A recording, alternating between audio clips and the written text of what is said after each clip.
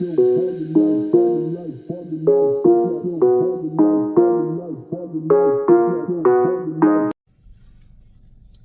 guys, it's Gina. If you are new to the channel, welcome. I wanted to do a video because I had a friend reach out to me and ask me my thoughts on, really the question was my advice on a young person trying to establish credit. So I'm not here to give my advice, but my opinion. Because I am not a financial advisor, although some people think that I am their financial advisor. That is not what I do for a living. But I have been successful at getting my own finances in order. So I thought this would be an opportunity to share my thoughts going into that. My question to them was, does this person have no credit? Or is this person have bad credit and trying to repair their credit? Because that makes a difference. And also, then I was told that what their score was, which was not bad. It wasn't great, but it was not bad. My question then would be, still, does this mean they have no credit? Because why are we trying to establish? Are we trying to establish credit so that we can have a history behind us for when we start making purchases as an adult? Your home, cars are not as hard, but homes are. If you don't have some kind of credit history, you're going to have trouble purchasing a home. So let me give you what my opinion is. And this actually could work for both. If you have a young person that you care enough about who is trying to establish a credit history, as I will use me for an example, because I actually have done this. My oldest daughter is 27.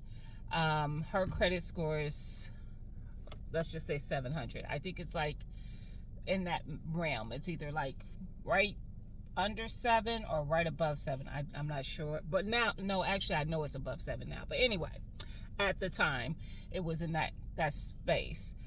But she had no credit. So she doesn't have credit cards. At the time, she didn't have a car. She doesn't have a house.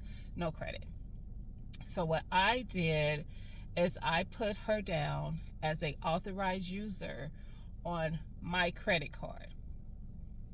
But this is the catch. She doesn't have a credit card.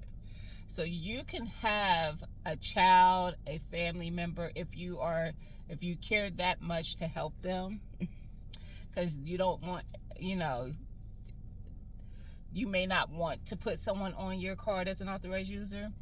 But I did, because she doesn't have a card, so she's not able to rack up any debt on my account. She can't call and get a card because she's not me. I would have to give that permission for that to happen. So all she is doing is benefiting from my good credit. So every time I use my card and pay my card, and it's showing that on my credit report, that I used it, I paid on time. There's no balance carrying and all that kind of stuff. She's benefiting from that on her credit report. So that is one option that you can do to help someone that it may be a little younger. Now my oldest is 27. She absolutely is responsible enough to have a credit card if she wanted one. She just doesn't have one. But if you're what I would think of as like a college student who shouldn't have one, and they may be close to finishing college and being out on their own, so they want to be able to have some kind of credit established for once they get into the workforce and they want to make purchases, like I said, a car, a home, whatever, they are able to be looked at as someone who is credit worthy. So that is always an option. I know people who have done it for friends. I know people who have done it for strangers, put them on as authorized users. Some people find it as a hustle. I mean, they make a little money to put somebody on their account as an authorized user. That person doesn't get a card. They just benefit from their good credit, and you pump their credit score up, and that's what they got for their money. I don't do that, but I have seen people who have done it. I'm not putting a stranger on my credit. I ain't doing it. The only person I ever have allowed to benefit from my good credit standing is my daughter. But that is absolutely an option. Another option, if you're looking at somebody who has no credit, and if they are responsible enough to have a credit card and pay it, so they have a job, then maybe they start with something small. You can go to your banks. You can go to like Capital One or something and get a low balance credit card. Or if you have cash, you could do a secured credit card situation, and that'll teach you too, because you're spending your own money. So you're not spending somebody else's money to buy things, but it's helping your credit score increase. If you're somebody who is trying to repair, hopefully that means if you're trying to repair, you've already taken care of things that caused your credit score to be bad or in a lower area, and now you're trying to get back to, you're in a place where you're a bit more responsible. You're going to make sure that those things get paid. Life happens. So let me tell you, I know life be lifing. So every person who has bad credit isn't just because they went out there and spent money like it wasn't, like it was theirs. I had bad credit for that reason. When I got my credit cards when I was 18, 19, y'all gave me free money. That's how I treated it. So I did that to myself because I didn't know better. So when you know better, you do better.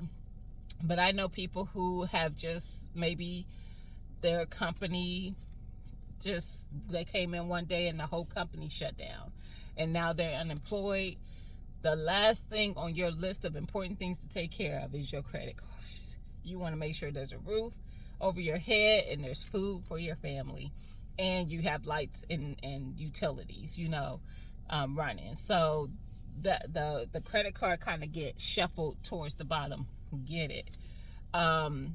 So, and the credit cards aren't the only reason people have bad credit either. They may have purchased a car that they couldn't pay for, or a house that they couldn't pay for because something happened that turned everything upside down. It could be anything. But I would usually a good way to baby step your way back up into a good standing. Secured is a really good way. And someone putting you on theirs as an authorized user but not giving you a card is another good way.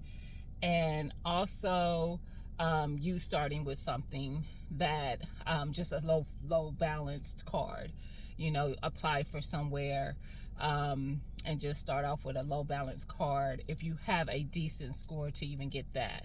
If your score is not decent enough to even get approved for something right now, see if you can if someone can put you on as an authorized user. Someone who has good credit, it ain't gonna help you if the person's credit is jacked up just because you're an authorized user. That person needs to be good with their finances for you to benefit from that. You can always see about someone being able to do that for you, someone that you've observed to be really good with their finances. So I really just want to share that. If there's any questions or anything that I can go more in detail with, because I feel like I'm already all over the place. I don't want to keep going on and on and on. But if there's more questions that I can piggyback on and do a follow-up video to answer, I will do that. So leave your questions and comments down below. As you can see, I'm out and about. I'm doing this in my car because I was out and about when I got the question, and I'm waiting on something to be brought to my car. So I was like, let me just do it real quick and get it out there, and then I'm going to call this individual actually and have a conversation with them to help them out with what they're trying to figure out. But I felt like it was an opportunity to put something out there that somebody else might be able to benefit from, because a lot of people wonder how they can get there to build their credit back up. All right, y'all. Leave your questions below. Don't forget to like, comment, subscribe. Share the video if you enjoy the content. And I'll talk to you again later. Bye.